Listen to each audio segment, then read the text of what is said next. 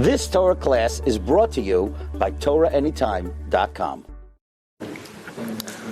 Okay, welcome everyone to part 2, and Be'ezus Hashem, this will be, for now, the final part of this topic, the topic of what we're calling Aliyah B'Chayma, and the topic of the 3 Shvuos.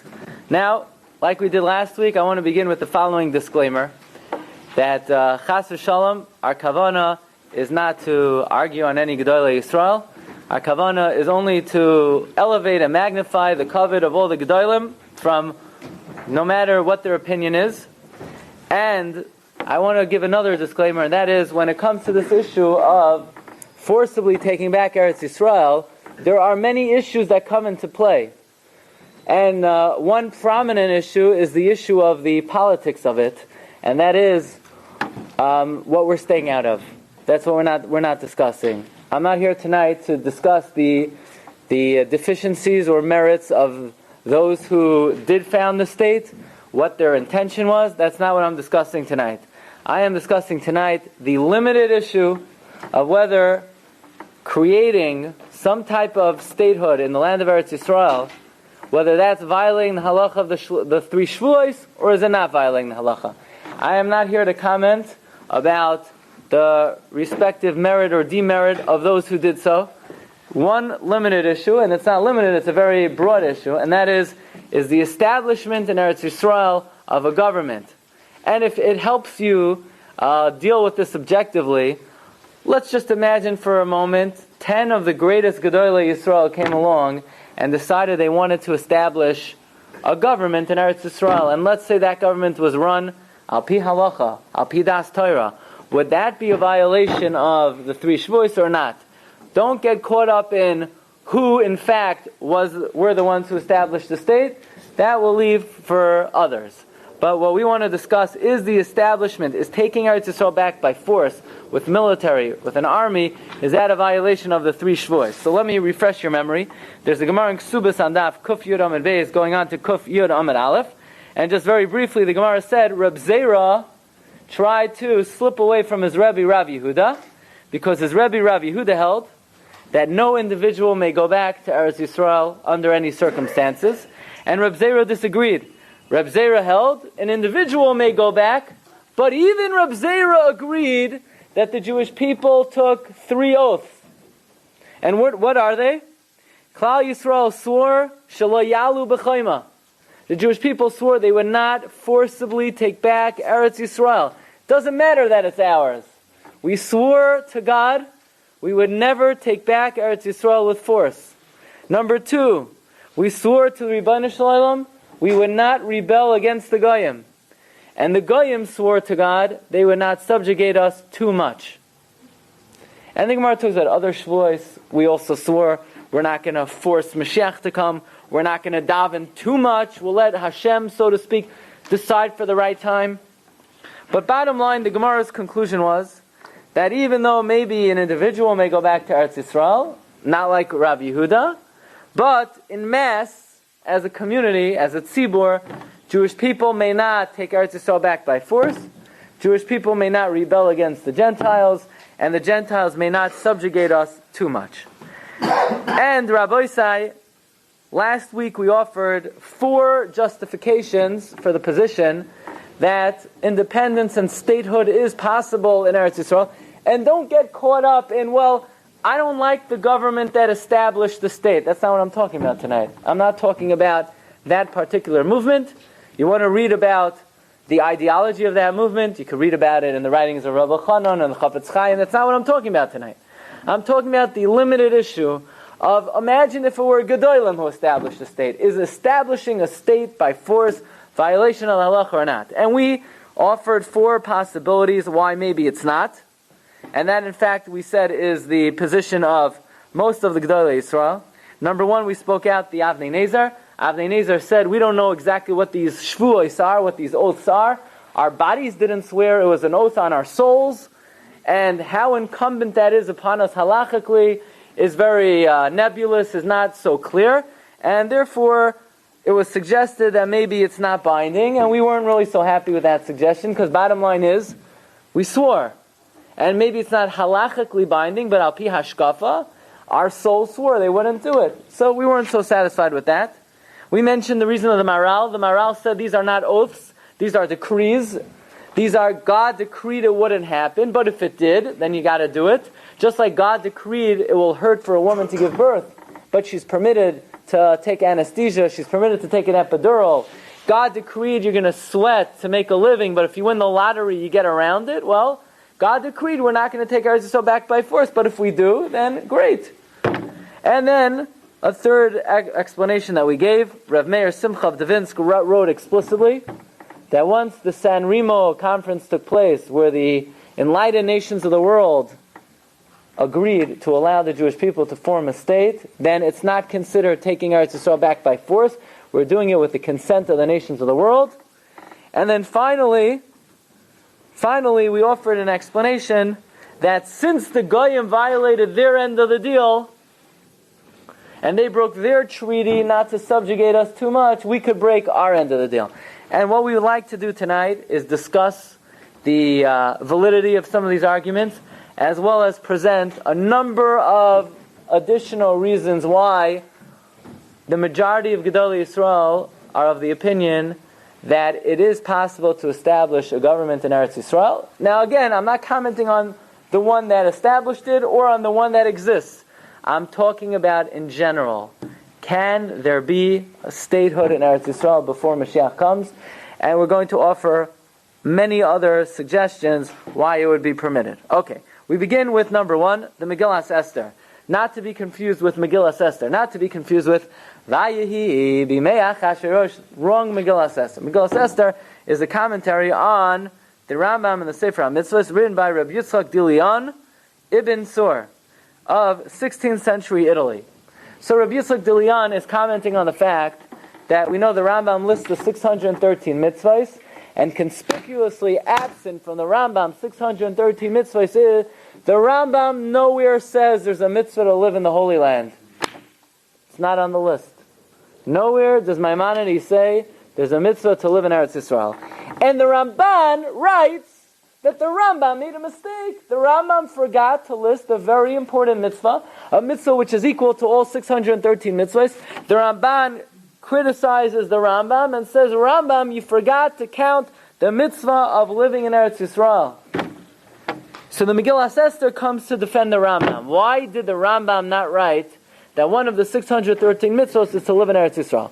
Says Rabbi Yitzchak Dilion, says the Megillas Esther, it is my opinion that the reason why the Rambam did not list the mitzvah of living in Eretz Yisrael is because there is no mitzvah to live in Eretz Yisrael. Huh? There's no mitzvah? Yeah, you got it. Says the Megillas Esther, you know why there's no mitzvah to live in Eretz Yisrael? There's only a mitzvah to live in Eretz Yisrael in the times of Moshe Rabbeinu, in the times of Yeshua ben Nun, in the times of David, so long as we weren't kicked out. But once we were kicked out, there is no more mitzvah to live in Eretz Yisrael. It was a limited mitzvah in duration. Says the Megillas Esther, I'll prove it to you. Not only is there no mitzvah to live in Eretz Yisrael, it's prohibited to live in Eretz Yisrael. Why is it prohibited to live in Eretz Yisrael? So because the Gemara in Ksubay says that Klal Yisrael took 3 oaths, and one of them is they're not going back there. And therefore the Megillas Esther says, how could Klal Yisrael take an oath to violate a mitzvah in the Torah? Must be, you know how Klal Yisrael took an oath? Because there is no mitzvah in the Torah to live. The mitzvah is only to live there when the Beis HaMikdash stood. But once we got kicked out, there's no mitzvah to live there, and that's why nowadays, says the Megillas Esther, you can't go there en masse, because the mitzvah of living in Eretz Yisrael ended. But if you look throughout Shas, it talks about how important living in Eretz Yisrael is. That someone who lives in Eretz Yisrael, it's like they have a God. Someone who lives in Chutz La'aretz, it's like they have no God. That's only talking about in the olden days, but once we were kicked out of Eretz Yisrael, there's no more mitzvah to live in Eretz Yisrael. Chazal tell us that when the Chachamim got up to the pasuk in Matos Maseh that says you should live in Eretz Yisrael, they cried. Doesn't that mean they cried because there's a mitzvah to live in Eretz Yisrael? Says the Megillah, says no, that's not why they cried. Because if there was a mitzvah to live in Eretz Yisrael, they wouldn't cry, they would go there. You know why they cried? They cried because there's no longer a mitzvah to live in Eretz Yisrael. And they felt bad that the Beis HaMikdash was destroyed and it's not possible to fulfill that mitzvah anymore. Why is it not possible to fulfill that mitzvah anymore? Because Klal Yisrael took 3 oaths. One of them is, we ain't going back. Okay? So the opinion of Rabbi Yitzchak de Leon is that nowadays, be very comfortable in the country you're living in. Don't have any thoughts about going to the Holy Land. In fact, definitely don't convince your friends to go there. You don't want to violate and incur the wrath of the 3 oaths. That is the opinion of the Megillas Esther. But we said last Wednesday night that Rav Meir Simcha of Devinsk said, yeah, very nice. But once the Goyim gave us permission, whether it was the Balfour Declaration, whether it was the San Remo Conference, once they gave us permission to go back, then we're not going back with force, we're going back with consent. So maybe if the Goyim allow us to go back, why can't we follow the opinion of Rav Meir Simcha that it's permitted? So now I want to show you number 2. Number 2 is the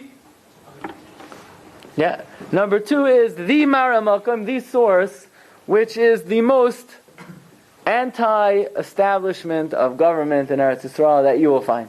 And that is Rabbi Yonasan Eibeshitz. Rabbi Yonasan Eibeshitz in the Avas Yonasan. Avas Yonasan is Rabbi Yonasan Eibeshitz's commentary on the Haftarahs. Rabbi Yonasan Eibeshitz says, I'll take a look in your sheet, Parshas Va'aschanan, page 193, about the 7th line. 8th line. Bezehu Perushai, de Knesses Yisrael Savcha Be'Allah Uveshvua. Klal Yisrael cried out, Im Ta'iru, V'im Ta'iru Es Ha'ava, Neged Kibbutz Yisraeli. Klal Yisrael protest any Jewish gathering in Eretz Yisrael. Be'im Shehakol Noyadu Yachtav Leilach Yushalayim. Even if the entire Jewish people would agree to go up to Yerushalayim, B'chol ha'umayis maskimim, and even if you would get the consent of the United States of America and England and Russia and Iran, and you get the consent of the Muslim Brotherhood and all the ISIS and all those Al-Kabab organizations that they have. Nevertheless, says Rabbi Yonasan Eibeshitz, Chalila shetelech shama, heaven forbid to go there. Why? Ki haket sasim, no one knows when Mashiach is coming. And maybe you're going too early. And maybe, if you go there, you may sin. And you'll have to be kicked out again. And every time you get kicked out of the Holy Land, it's always worse than the time before.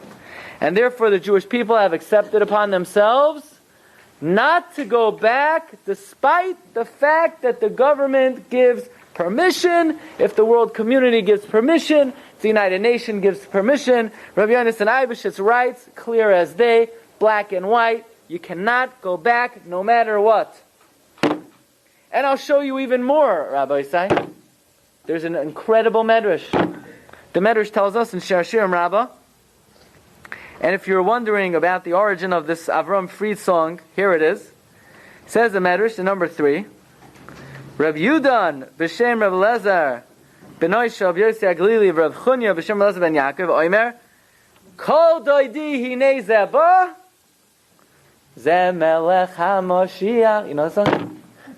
Right? Kol doidi hinei zeba ze melech HaMashiach. What does this mean? You ready for this? You can't believe it. Mashiach comes to Klal Yisrael. They say, get out of this land. No, I'm busy. I have to make a phone call, text, email. My teams are... Mashiach is here! So what does Klal Yisrael say? Sorry, we can't leave. Mashiach says, what? Why not?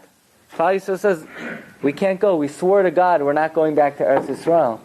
Even Mashiach can't get us to come back to Eretz Yisrael because of the 3 oaths, until Mashiach has to convince us that when Mashiach comes, the oaths are no longer in effect. But you see very clearly from the Medrash that these oaths are not something to dismiss easily. That even Mashiach will have a hard time convincing us to go back. And we somehow have to believe him and accept the fact that when Mashiach comes, the oaths are over. So that leaves us with a little bit extra work to do. How do we overcome, first of all, the opinion of the Megillas Esther, that nowadays there's no longer a mitzvah to live in Eretz Yisrael, and in fact we can't go there en masse because of the 3 oaths. And Rabbi Yonasan Eibeshitz writes explicitly, even if the government gives permission, you still can't go back. How do we deal with that? Okay, Rabbi Say, the answer is, when it comes to any issue of halacha, you can't get caught up in touchy-feely feelings. You have to see what the Posei Hadar say. And maybe, perhaps, the greatest Posei who discusses this issue head-on is the Avnei Nezer. Last week we quoted a different shuva of the Avnei Nezer. We weren't so satisfied, because Avnei Nezer was saying, well, the oath is not really binding on the body, it's binding on the soul. That's not where the Avnei Nezer is really touching on this issue head-on. The Avnei Nezer, look at number 5, Chelek Yeridea, Siman Tafnun Daled Ois Nun Vav. He writes the following: Ibra Kol Zeh Hurak Kishe'ein Loi Rishus Me'amemshala Lalois. All of these oaths only apply if we don't have permission to go. Avolim Hisig Rishus Lalois. But when you have permission, Ulehis Yashiv Shaman, to live there, Shuv Mechuyev Lalois. Then not only are you allowed to go, you are obligated to go. Why? Ki b'chayma. What does it mean that Klal Yisrael swore Shelo Yalu b'chayma? Perush Rashi biyad chazaka. With a strong hand. What does it mean with a strong hand? Look at Rashi number 4. Yachad biyad chazaka. We swore we're not going to go together with a strong hand. But if the government allows us to go, we're not taking it by force. We're just doing what they allow us to do. Therefore, the Avnei Nezer says it is his strong opinion, based on the language of Rashi. Rashi doesn't say, Shalayalu b'chayma doesn't, if Rashi would say, Lo yalu b'chayma means, you can't go marching, then you can't go. Rashi says it means you can't go with force. But if you're not forcing your way in, if you're just you're acting upon the consent of the government, Avnei Nezer writes, just like we saw last week from Rav Meir Simcha of Dvinsk, that it's permitted to go if the government gives permission. And then the Avnei Nezer says another reason. You ready for this? When Mashiach comes, are we going to say, sorry Mashiach, what do you want us to do? So Mashiach's going to say, everyone in Kew Garden Hills, pick yourselves up and go to Eretz Yisrael. Are we going to say, Mashiach, we can't go, there are 3 oaths? No, obviously the oaths end when Mashiach comes. We swore we're not going to go until God tells us. Well, if Mashiach comes, God is telling us to go. Says the Avnei Nezer, it doesn't say only when Mashiach comes, God is telling us to go. And this he doesn't say definitively, but he says maybe. If the governments of the world say you can go, that in effect is God telling you could go, and the oaths are over. But what do you mean? You're telling me that the United States of America is reflective of the will of God? Yeah. If the nations of the world tell you to go, then God's remembering you. And God's telling you have permission to go. Now the Avnei Nezer doesn't say this definitively, but he says maybe, and this is another justification. You could take it to the bank. When the Avnei Nezer, I once saw, the Chafetz Chaim in Hilchos Lashon Hara says, Efshur, you could be makel in a certain case, everybody paskins that way. When a Gold of Yisrael says a heter b'derech Efshur, it means something.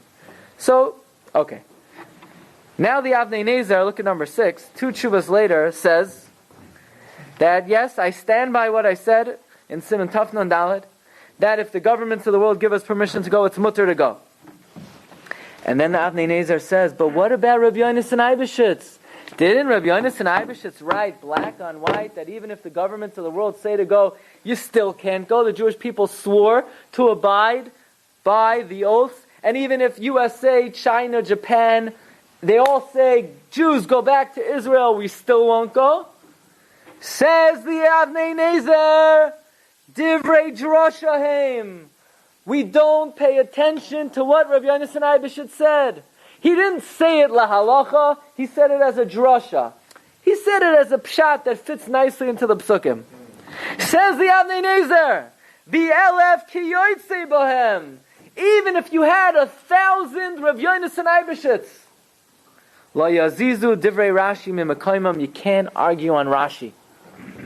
Even if 100 Gedolah Yisrael, he says 1,000 Gedolim, would come and say, you're now to go back even if the government gives permission, But Rashi is greater than all of them. And Rashi says very clearly, Shalo yalu b'choima b'yad chazaka, with force. But if you're not doing it with force, says the Avnei Nezer, Rashi says you can. Rabbi Yonasan Eibeshitz says you can't. He only meant it as a drasha. It doesn't matter. You could have 1,000 Rabbi Yonasan Eibeshitzes. You wouldn't follow him over Rashi. And finally, says the Avnei Nezer, if Rabbi Yonasan Eibeshitz would walk in the room today, he would never argue on Rashi. And therefore, it says the Avnei Nezer, if the governments of the world tell you to go, you're mechuyev to go. What do we do with Rabbi Yonasan Eibeshitz? Bottom line is, the man wrote, even if the governments of the world tell you to go, you can't go. So either we don't paskin like him, or you should know something very interesting about the Sefer Avas Yonasan. The Avas Yonasan was not written by Rabbi Yonasan Eibeshitz. How do I know? I wasn't there when he did or didn't write it 200 years ago. But the Chidah, and the Shem HaGdolim, who records all the Sfarim written before him, writes on the Shem HaGdolim that Rabbi Yonasan Eibeshitz's student recorded what he said. So now you're dealing with not the exact words of this gadol, you're dealing with his student. Now, it's a sefer that's Neskabel and Klal Yisrael, but the Avnei Nezer feels that compared to a strong diuk in the words of Rashi, it doesn't hold a candle. So, you'll say, did the Satmar Rebbe know the Avnei Nezer? Absolutely. And what did the Satmar Rebbe hold? You can look at number 12 in the Sefer Vayoel Moshe on page 35 in Ois Tezayin. He brings down the Avnei Nezer, and he says that he doesn't feel the language of Rashi is as compelling as the Avnei Nezer feels. The Satmar Rebbe feels Yad Chazaka means even if you persuade other governments to allow you to go, that's also Yad Chazaka. That's not the simple meaning of Yad Chazaka, says the Satmar Rebbe, but Rabbi Yonasan Eibeshitz writes black and white. But you should know that the Satmar Rebbe has taken on the Avnei Nezer. And the Avnei Nezer was the Gadol Hador already at the end of the 19th century, a long time before. And certainly the Avnei Nezer was Neskabel B'chol Klal Yisrael as one of the all-time great poskim. And this psak as well was Neskabel, that if the government gives you permission to go, then not only are you allowed to, but the Avnei Nezer feels you're mechuyev to go. Okay.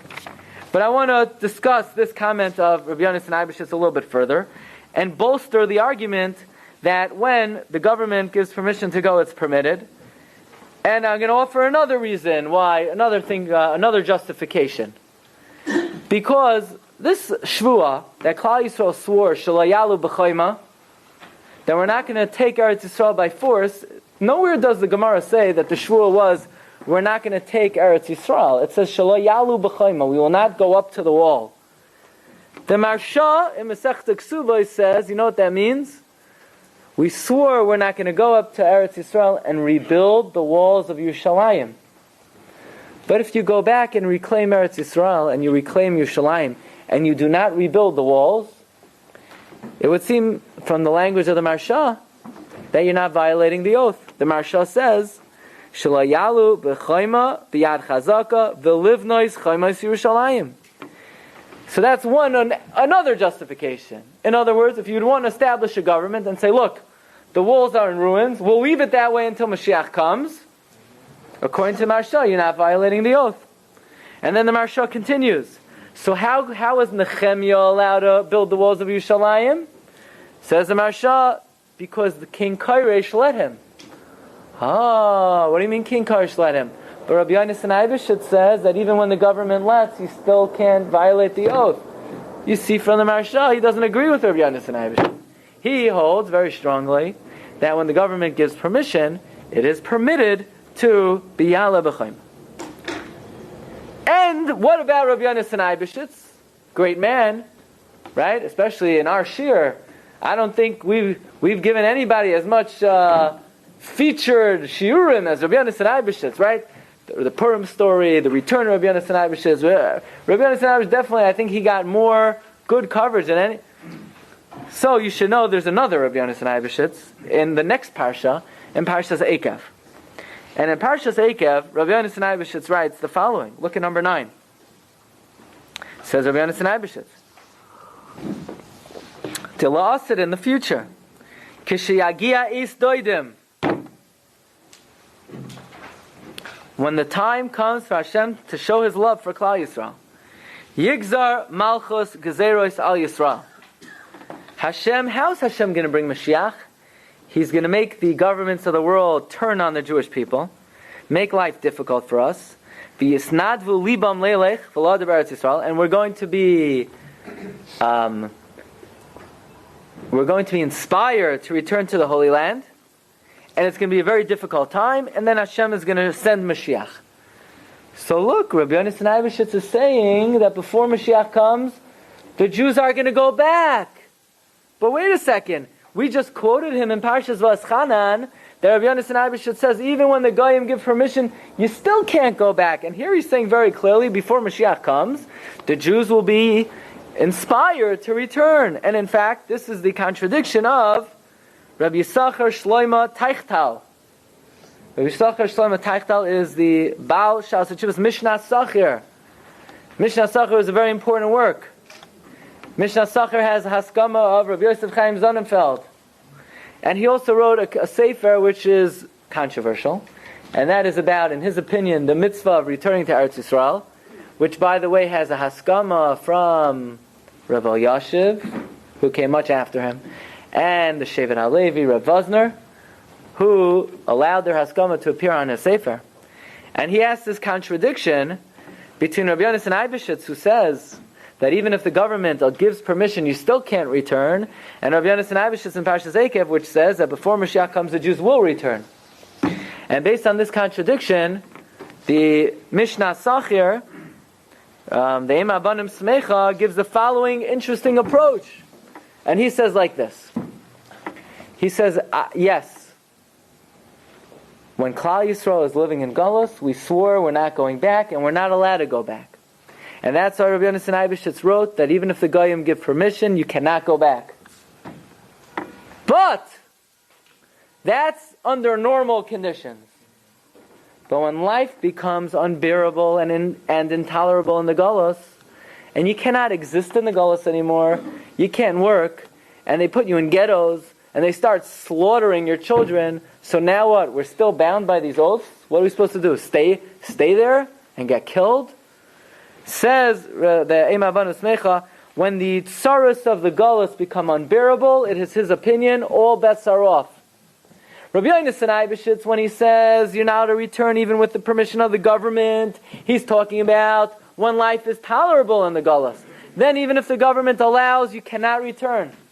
But when life becomes intolerable, then we have to go. Says Reb Shlomo Teichtal, Rabbi Yisachar Shlomo Teichtal, it is my opinion that if Rabbi Yonasan Eibeshitz was here today, looking at what's going on in Europe, looking at the tsaros that Klal Yisrael has to endure, Rabbi Yonasan Eibeshitz would be the first to tell everybody, get out of here and go to Eretz Yisrael. But he was the one who wrote, you're not allowed to go, even if the government gives permission. That's all under normal circumstances. It is my humble opinion that there is no contradiction whatsoever in the words of Rabbi Yonasan Eibeshitz, and there's no need to come up with this explanation, which is not necessarily halachically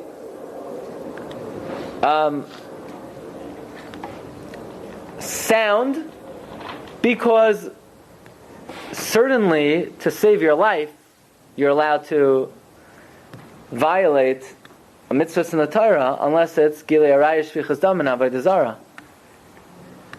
I don't believe there's a contradiction in Rabbi Yonasan Eibeshitz at all. Let me tell you what I think.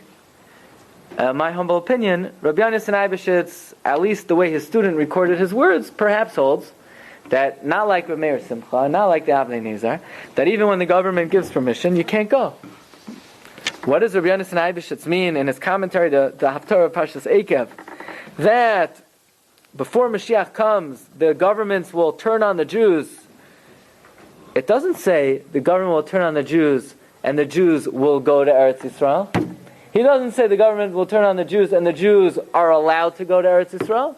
It says the government will turn on the Jews and the Jews will want to go to Eretz Yisrael. They'll want to, but they won't be allowed to, and they'll have to wait for Mashiach to come.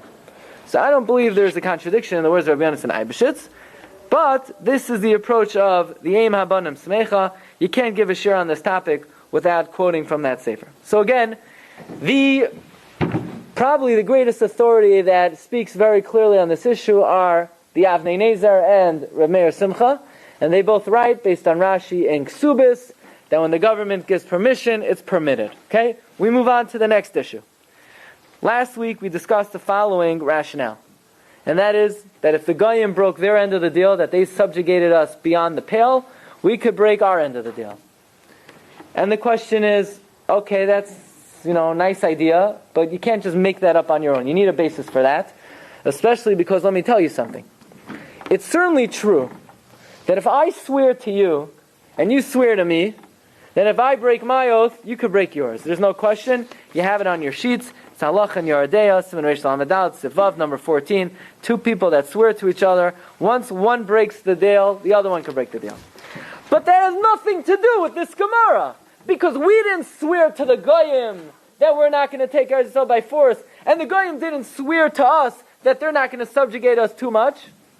We both swore to a third party. We swore to God, and they swore to God. So just because they broke their end of the deal to God, our end of the deal to God is maybe still binding. You can make the case that when two people swear to each other, then the oaths are dependent on each other. But if you're both swearing to a third party, who says they're dependent on each other? So here we have an unbelievable Maramakim, number 13. The Haggadah Shel Pesach of Reb Shlomo Kluger. Okay, you thought Pesach was over? No. We're back to the Haggadah, right? Back to the Haggadah. And Reb Shlomo Kluger asks the following question. One of the 6 oaths mentioned in the Gemara Ksubis is Shelo Yidchaku es haketz. We're not going to push Mashiach to come. Rashi learns by davening too hard. So asks Reb Shlomo Kluger, in Mitzrayim, when things became unbearable, Vanitzak el Hashem Elokeinu vayishma Hashem es koleinu vayaras onyenu, right? We cried out to God. Well, ask Reb Shlomo Kluger, how were we allowed to cry out so powerfully? Just like we can't cry out in the Gullus too much and bring Mashiach, how were the Jews in Mitzrayim allowed to cry out too much to bring Geula? So you'll say, were the Jews in Mitzrayim, were they bound by the oaths? Oh yes, they were, because we learned last week that the Bnei Ephraim who left Mitzrayim early were killed because they violated the oaths. So how could the Jews in Mitzrayim cry out so hard? They're violating the oaths. Says Reb Shlomo Kluger, said Reb Shlomo Kluger, God should have rejected their tefillah. God should have said, now you have to stay in Mitzrayim longer. You know why? Because you're davening too much. Now, not only do you deserve to be here, you should get more punishment, because you're davening too hard now. And yet God listened to their tefillah. Why? Says Reb Shlomo Kluger, because the Mitzrayim violated their end of the deal. They subjugated us too much. They embittered our lives. The Mitzrayim embittered our lives. We could daven too hard. Once they break their end of the deal, we could break our end of the deal. Beautiful raya.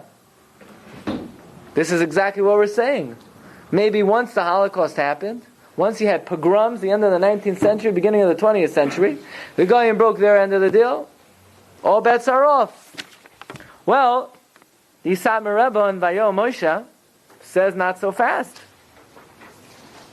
Why? He says, where did Rav Shlomo Kluger... Okay, he pulls a good trick. He said, wait a second, remember the Avnei Nezer? How did the Avnei Nezer reject Rabbi Yonasan Eibeshitz?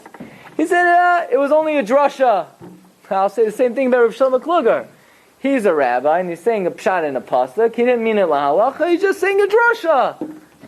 We both could play the same game, right? That Avnei Nezer wants to say that Rabbi Yonasan Eibeshitz is only divrei drasha, Rav Shlomo Kluger was only divrei drasha. Plus, where in the Chumash does it say that the Jews prayed too hard? Maybe they prayed just the right amount. Do you find anywhere where it says the Jews prayed too much? Why did Hashem answer them? Maybe because it was an Eis Ratzain, or maybe because they prayed it nicely. Where do we see anywhere that they prayed too much? Well, again, he's arguing on Rav Shlomo Kluger. Rav Shlomo Kluger was one of the all-time great rabbanim in Klal Yisrael. But then he says further. Says the Samer Rebbe, wait a second.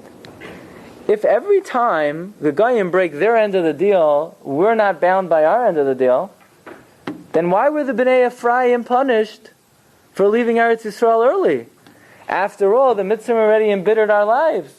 So, all bets are off. Let them leave early. Must be that when the Goyim break their end of the deal, some things are binding and some things are not binding. What's not binding? You could daven too hard. But you want to take it back with your own hands with force, that's still binding. Otherwise, how do you explain how the Bnei Ephraim were punished? And therefore, in the Vayom Moshe, he dismisses this logic.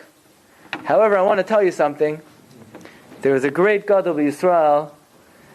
Maybe you're not familiar with him. His name was Rav Hillel Lichtenstein. Or in other words, Rav Hillel Kalamaya. Rav Hillel Kalamaya was a Talmud of the Chassam Sofer, one of the biggest Kanoim in history. Nobody was a Kanoi like Rav Hillel Kalamaya. Rav Hillel Kalamaya came to learn by the Sanzer Rav, and he gave Musar to the Sanzer Rav. He was Moichiach the Sanzer Rav, to the point where his Hasidim wanted to get this, who's this guy? He's giving Teichacha to the Rebbe. It's very interesting. Rav Hillel Kalamaya once came to a city, and he came in, this is wrong, that's wrong, this is wrong. They said, what do you want from our lives? The Sanzer Rav was here last Shabbos, he didn't say a word to us. He said, you have to know, there are two kinds of Rabbanim. It's like Shifra and Pua. Shifra was Yocheved. She was Meshaperes Havladim. Right? She made everything right, she fixed everything. And then Pua said, poo, poo, poo, poo. Sanzer Rav was like Shifra, I'm like Pua, he said. And he was very accepted. They allowed him.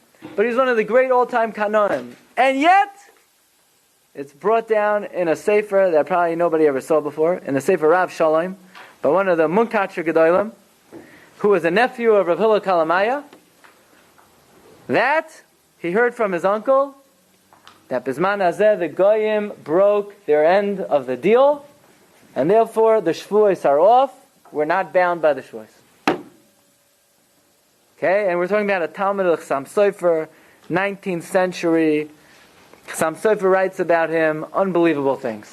Rav Hillel Kalamaya. So he does accept this argument of Rav Shlomo Kluger. Okay? I want to tell you, so far, Rabbi said tonight, we learned from the Avnei Nezer, the Sfara we mentioned last week, that with permission you could go. We mentioned from the Marsha. Marsha says the Shvua is only to rebuild the walls of Yerushalayim. If you don't rebuild the walls of Yerushalayim, there's no Shvua. I want to share with you a number of other justifications that are brought down. Again, we're not coming here to take sides. The bottom line is, most Gedolei Yisrael are of this opinion. Again, not in support of any particular movement, not in support of any ideology, chas v'shalom. It's just one simple issue. Is it possible to establish a government in Eretz Yisrael? No comment on the one that was. Okay? The Hafla, Rav Pinchas Horowitz, he learns that the entire Shvua of not going up to Eretz Yisrael is only you cannot go up from Bavel, from Babylonia, where the Shechina was. But you want to go up from Iran, you want to go up from Syria, you want to go up from North Africa, you want to go up from Poland, you want to go up from any other country in the world, there's no problem. Nobody ever said anything about that. The Gemara is only talking about Bavel. That is the opinion of the Hafla. The Samer Rebbe said he argues on the Hafla. But the Hafla was 200 years earlier. Hafla was the Rebbe of Chassam Sofer. The Vilna Gaon! Vilna Gaon. Now this Vilna Gaon, it's impossible to find. This is the Vilna Gaon's second commentary on Shiurim al Pi Kabbalah. And if you go into certain editions of the Gaon on Shiurim, all the way in the back, there's something called Likutim. The Gaon writes on the pasuk, Hishbati eschem b'nois Yushalayim, b'tzvois, oy ba'ayelois hasada. Listen carefully. Mushbain shelo yetzu me'eleihem livnois beis hamikdash. The oath is we will not return to rebuild the Beis Hamikdash. But you want to go back? No problem. You want to establish a government? Goin has no problem. As long as you don't build the Beis Hamikdash. Beis Hamikdash, you need Mashiach. Another reason, the Pnei Yeshua. Chida said Pnei Yeshua looked like a malach, an angel of God. Pnei Yeshua, by the way, remember we learned last week from the Ramban? The Ramban said, why didn't the Jews go back in the times of Koresh? Well, he said they were bound by the oaths. Pnei Yeshua says, yeah, I like that. Not as a real reason, but as like a moira zechus, a limud zechus on Klal Yisrael. Ask the Pnei Yeshua. But the Gemara says in Yuma that Reish Lakish says that if all of Klal Yisrael would have gone up in the times of the Bayis Sheni, it would have been unbelievable, it wouldn't have been destroyed. But what do you mean? What about the three oaths? Says Pnei Yeshua, I don't know. I guess the Gemara in Yuma argues on the Gemara in Ksubas. So according to Pnei Yeshua, yeah, there's a Gemara in Ksubas that says you can't go, but there's a Gemara in Yuma that says you could go, and it's a machlokes in Shas between two sugyos. And the Rambam doesn't bring down Ksubas lahalacha, and the Shulchan Aruch doesn't bring down Ksubas lahalacha, and none of the poskim bring it down. Why? According to Pnei Yeshua, very possibly because he says it's agadois chalukosein. It's not clear in Shas whether the Gemara in Ksubas is lamaisa.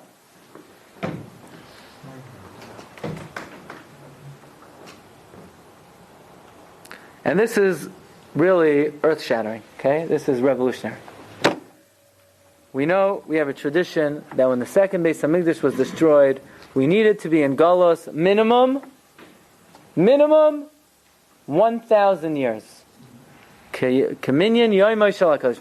Hashem said, you're going to be in Galos Kol Hayoim Davoi, all day miserable. And we know the day of God, Ki Elef Shanim Be'enecha. Comes along Hatana Ho'elaiki Reb Chaim Vital in his Hakdama to Eitz Chaim. And Reb Chaim Vital writes, if the Golus was going to last 1,000 years, then all of these oaths were only binding for 1,000 years. And when 1,000 years are over, that's the end of the oaths. They're no longer binding. 1,000 years from the Churban Bayis Sheni. And we're well past that. We're 800 years after the 1,000 years were up. You say, does Reb Chaim Vital say this? I'm going to read it to you, so you believe me. Says Reb Chaim Vital in the Hakdama to the Eitz Chaim, Uveginda Hishbati Eschem Benois Yerushalayim Perish Advarim Kihine Haisa Hashvua Agdoyle Lelikim. There was a great oath to God, Shalaya Oyru Es Hagula, that we're not going to arouse the Gula until Hashem awakens His love for us. Says Reb Chaim Vital, Ukvar Amru Chazal Kizman Hashavua Hi'ad Elef Shanim. The oath only stands for 1,000 years. So you know how long ago the oath stopped? More than 800 years ago. So according to Reb Chaim Vital, it's been all bets off for a very long time. And then Rabbi Isai, finally, I want to share with you an amazing medrash. The medrash says the following. Reb Zera, the one who taught Klal Yisrael about the three oaths, he once went to the marketplace in Babylonia to buy something. Look at number 22. So he told the guy that was weighing the merchandise, make sure you don't cheat me. The guy said, I don't cheat you. You yourself, who's talking? You're a Babylonian. You destroyed the second Beis Hamikdash. He said, I destroyed the second Beis Hamikdash? What are you talking about? I'm not a guy, I'm a Jew. I served him. My grandparents served in the Beis Hamikdash. How did I destroy? He didn't know what the man was talking about. Then he went into the Beis Medrash, and in the Beis Medrash he heard the following shiur, that if the Babylonians would have returned by Bayis Sheni, the second Beis Hamikdash never would have been destroyed. Oh, so Reb Zera said, I am responsible for the second Beis HaMikdash destruction. Because since I'm of Babylonian descent, and my great-grandparents, you know why the second Beis HaMikdash was destroyed? Because they didn't return. It's my fault the Beis HaMikdash was destroyed. What did Reb Zera say? Yafel lemdani am haaretz. This ignoramus taught me very well that in fact we should have returned. So this is a very interesting sefer,